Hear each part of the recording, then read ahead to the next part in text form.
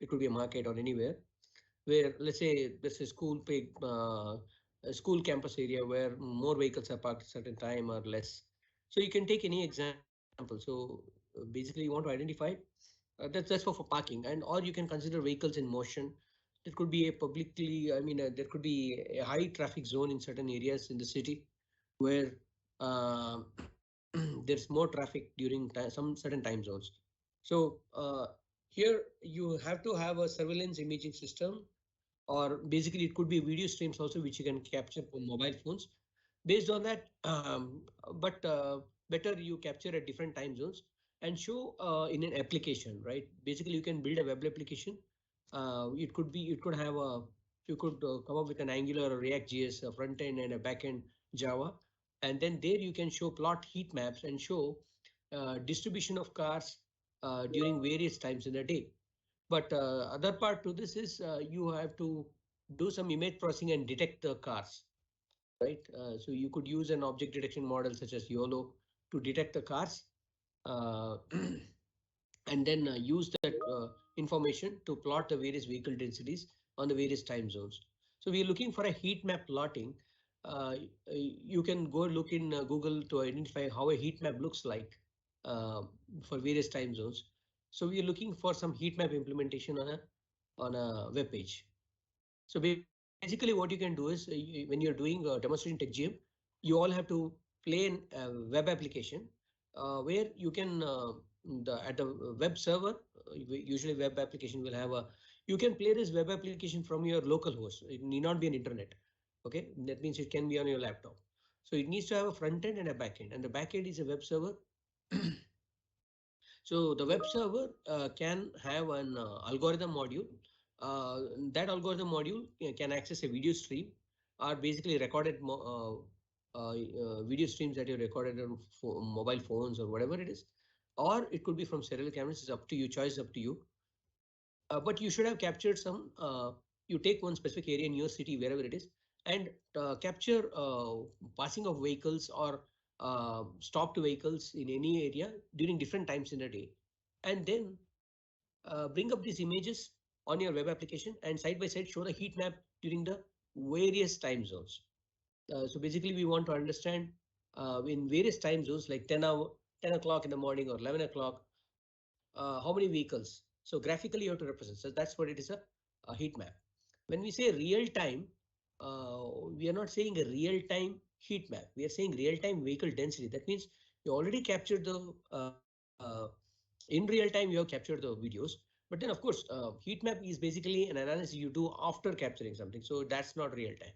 So heat map, you show a graphical distribution of vehicles during various time zones. So expectation is you come up with a application. If you don't want to do web application, that's fine. If you want to do a Visual C++ or a Qt Blaze application, that's also fine, right? Not necessarily a web application. But then finally, you have to show a heat map. If you do implement, you go the web application approach, it'll be far easier because uh, I think there are some tools available to draw heat maps. But if you want to go the conventional programming way and desktop programming way, and you want to develop a Qt-based application, then to display graphics, you have to come up with your own techniques. But heat map, I think you must have got it. Uh, there are several examples of how a heat map looks for weather changes during different times in the day and so on.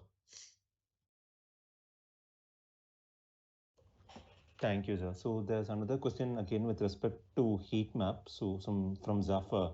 Can we simulate the problem with the help of drone to map software regarding the vehicle density heat map in a parking space? Yeah, you can, but you're only making the problem statement more complex by introducing drone here. So the challenge is not about capturing from anywhere. It doesn't care from where you captured it, right? Uh, so if you use a drone, of course, it would capture. But if you have all the time and resources to implement to capture from a drone, good for you. But that's not expected because I think there will be a lot of shortage of time to do this. Uh, like I said, there are two major components: detecting cars, same area during different points in the day, uh, from the same viewpoint, uh, and and then second is based on the detection, the status has to go to a graphical application where you can display it. I would suggest that if it's a web application you're developing, then the imaging algorithm module, which or AI module which detects the objects, the status whether. So basically, you have to say how many cars detected, right? I'd be pleased if you can show the same place and you can show some graphical overlay. It could be a parking lot where there could be some lines. If you have access to some parking lots where you can show some parking lot car space distribution. I think all this development will take time. So don't try any other challenges which is not actually in the scope.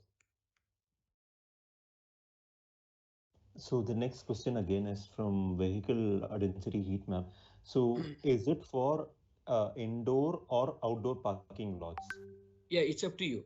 If you want to do indoor, then again you have to capture your videos through your mobile camera or with any camera. I suggest a mobile camera. Thank you, sir. To make your job easier.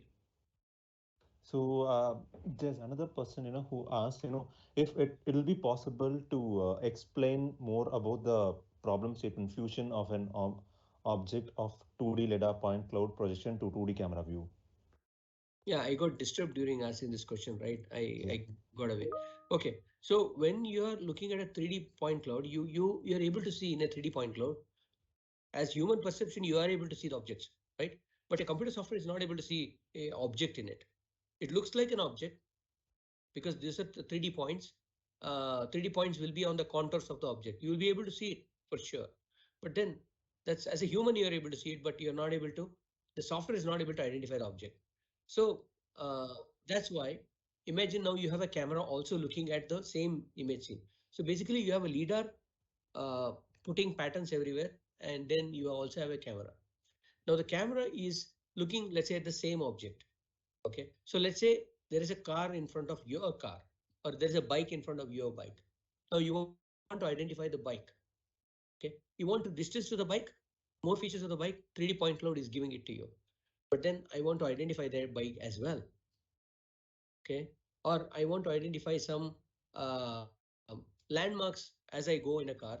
I want to identify some landmarks nearby. It could be a traffic sign, for example.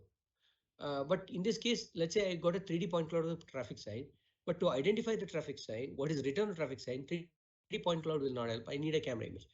Now the question here is that we want a fusion of the camera image on the 3D point cloud.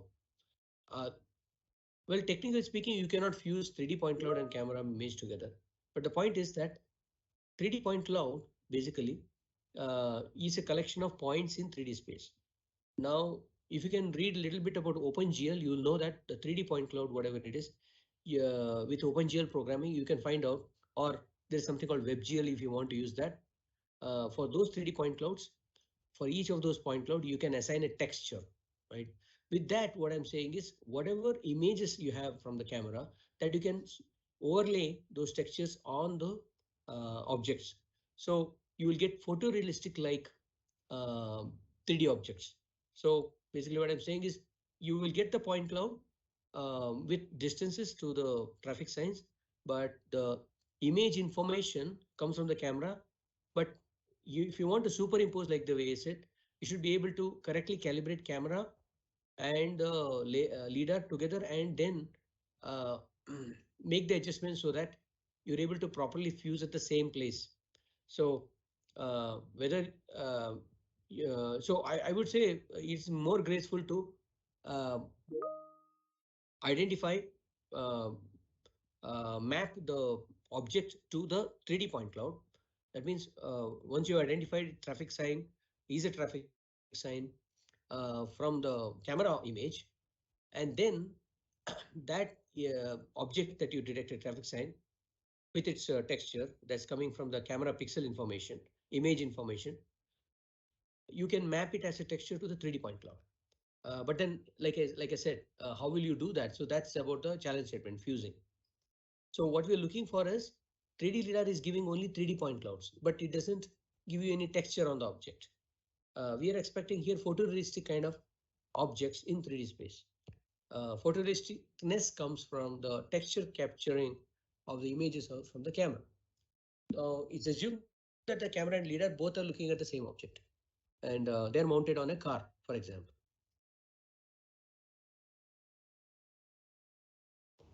Thank you, sir. So the next question is, what will be the output of the fusion of LiDAR and camera? Can you explain it? Yeah.